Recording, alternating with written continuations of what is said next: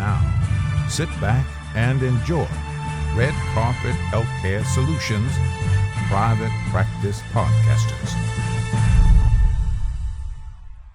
Hey everybody, welcome to Red Carpet Healthcare Solutions Private Practice Podcasters. I'm your host, Ryan Molly, joined by my co-host, Travis Bazell.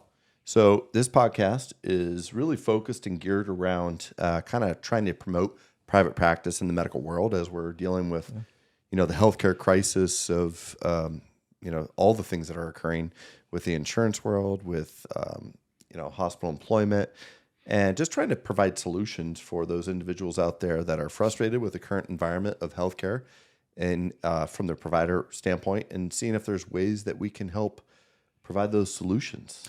Independence. Yeah, right? I'm really excited about our guest today. So without further ado, everybody, Stu Brandon. Welcome, Stu. Well, thank you for having me.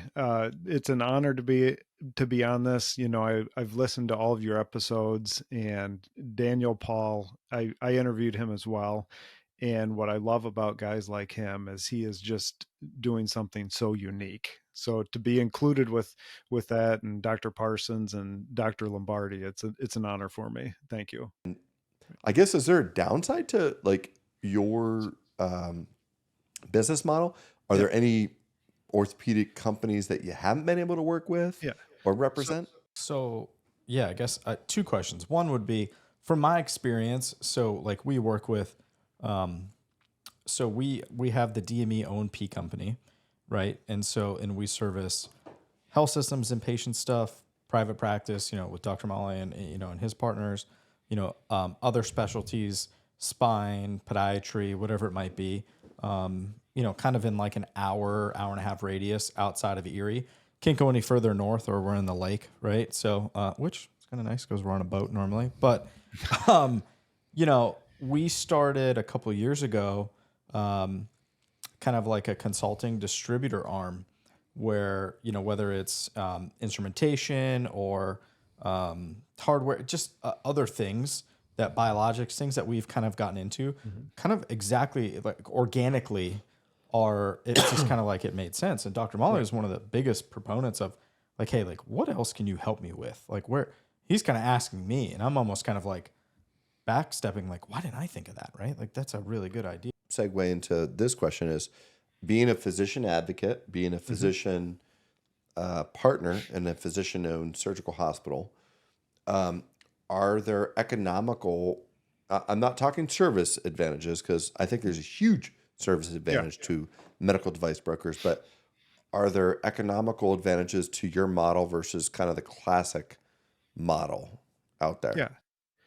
There definitely can be. I mean, I can't make a blanket statement because I don't need specific numbers either, by the way. I don't even want to talk about that. I just meant like generalizations. But with the market being the market, I mean, there's a very real thing that the market share leaders feel pressure to keep their average selling price at a certain point. Right. And so now, medicine has shifted, but it's like, thinking about what it looked like back then to what it looks like today, all those guys were private, right? Well, even today, though, I mean, there's so many different variables, like even just geography, like a practice in Northwest Pennsylvania looks very different than a practice in Pittsburgh or in Illinois or Pittsburgh or Buffalo or Cleveland. I mean, it's very different geographically. It's very different.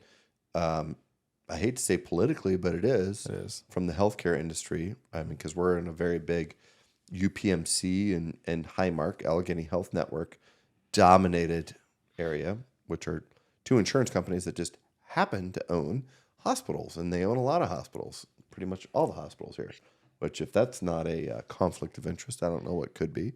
But so is there any of that in your neck of the woods? I'm going to give a plug here real quick. So this is it's called Saldo.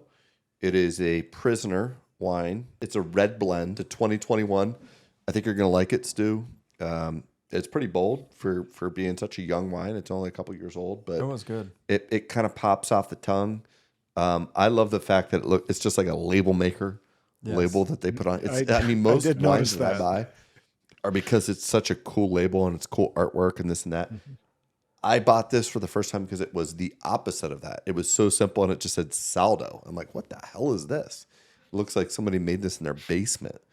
But it's good. It is really good. And it is very cool to realize there are a lot of people out there who they're not exactly like you, but they're similar thoughts. There's more commonality than maybe you thought. Absolutely. Yeah. Cool. Well, thank you for having me on. I really enjoyed it.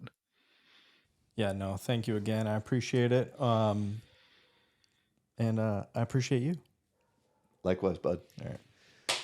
Red Carpet Healthcare Solutions, private practice podcasters. Sweet. Thanks, guys. Thanks for tuning in.